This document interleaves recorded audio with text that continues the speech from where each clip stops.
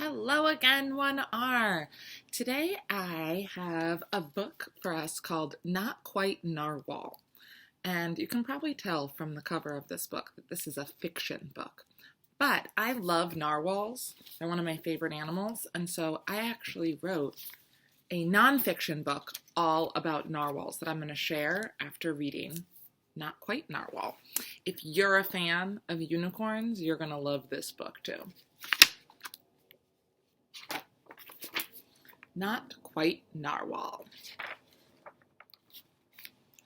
Kelp was born deep in the ocean. He knew early on that he was different from the other narwhals. His tusk wasn't as long as everyone else's. He had different tastes in food. And he wasn't a very good swimmer.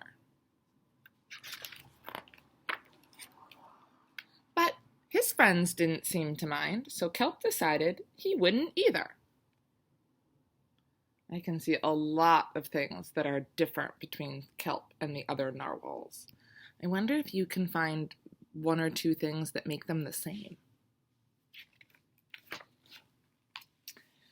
That is, until he was swept away by a strong current.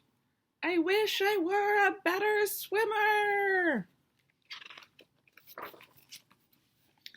Kelp found himself at the surface, closer to land than he'd ever been before.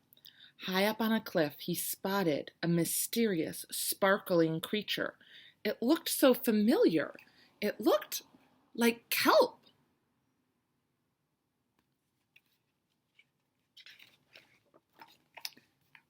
This is one of my favorite pages here. Kelp swam toward land as fast as he could, which wasn't very fast at all, hoping that he could catch up with the creature that looked just like him. And so you can see how long it took him to swim towards land by where the sun is.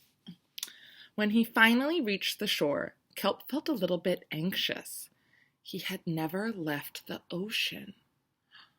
I wonder if anyone's making a connection to a time they felt anxious. Maybe a time that they had to leave home?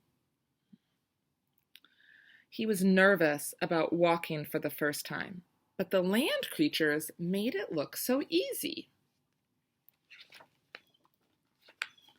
Everything on land was strange and beautiful, but also kind of scary.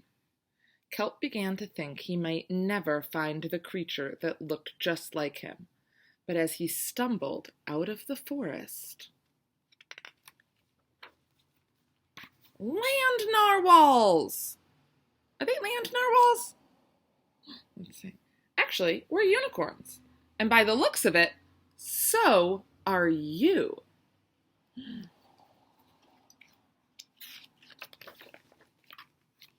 Kelp had never heard of unicorns before. They taught him all sorts of new things about his tusks. We call them horns. Wow. They introduced him to unicorn delicacies. Unicone. And they showed him how to gallop. There was no doubt that Kelp was in fact a unicorn. He was having so much fun that he didn't want to leave. But then he remembered all of his friends under the sea. Kelp missed them terribly, so he said goodbye to the unicorns and returned to the ocean. Come back soon. Kelp swam toward home as fast as he could, which wasn't very fast at all, hoping that the narwhals would still like him now that he was a unicorn. When he finally arrived, Kelp had butterflies in his stomach. Welcome home, Kelp!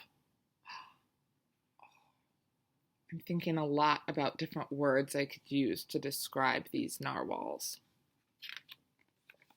Friendly, welcoming, kind, encouraging. I wonder what you're thinking of. Kelp took a deep breath and told his friends the news. It turns out I'm not a narwhal. Of course you aren't! I'm a unicorn! We all knew that. They took it quite well. Kelp was happy to be home, but now that he'd experienced life on land with the unicorns, he couldn't seem to forget them.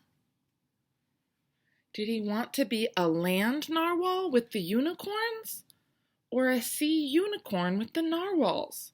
Kelp couldn't decide. But then he realized that maybe, just maybe,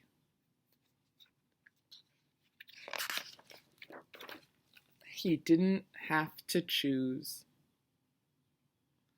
I think this is another great page, watching the unicorns and the narwhals work together and play together. If you look at the illustrations, I want you to pick out which of the things you would want to do. Would you want to be playing volleyball? Would you want to be eating unicorns, building sand castles, flying through the sky? I think if I had to choose, I'd be this unicorn up here, just lounging, relaxing in the ocean. And here on the last page, on the ending pages, it says, I'm a unicorn. See if you guys really liked this book, see if you could write a book about what happens to this rhinoceros when he thinks he's a unicorn. I bet you could come up with your own book.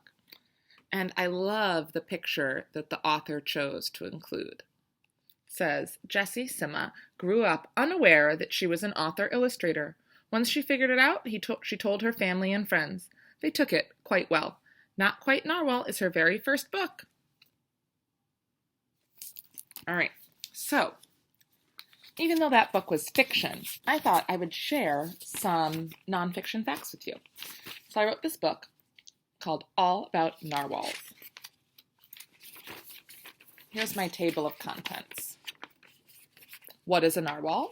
Narwhal tusks, swimming, color, and where they live. Fact. Narwhals travel in groups called pods.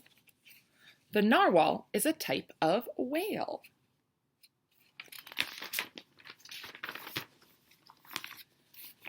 Some narwhals have a long tusk. In fact, most do. The tusk is a kind of tooth. It can be between 7 to 10 feet long. Now, I know it's hard to see because I used marker instead of colored pencils, but here is a narwhal tusk that's 7 feet long. And I drew a picture of about how tall a first grader is, sometimes around 4 feet tall. Fact. Some narwhals can have more than one tusk. When I learned that, I thought that was so cool. Narwhals can dive really deep, especially when they're searching for food. Narwhals can swim belly up. I think that would be cool, kind of float around. Narwhals are usually black or gray, but older narwhals are almost all white. So here's a younger narwhal, and here's an older narwhal. Narwhals live in the Arctic, where it is cold. Arctic. The end. I hope you enjoyed my narwhal nonfiction book and Not Quite Narwhal, our fiction book. And I'm going to ask some questions in the responses, so make sure you check those out. But I really would love to see if you wrote your own book about the rhinoceros who thinks that he is a unicorn. I wonder what would happen if he met other rhinos. I wonder where he would be living. I wonder what choices he would make. So if you make one, make sure to send it to me.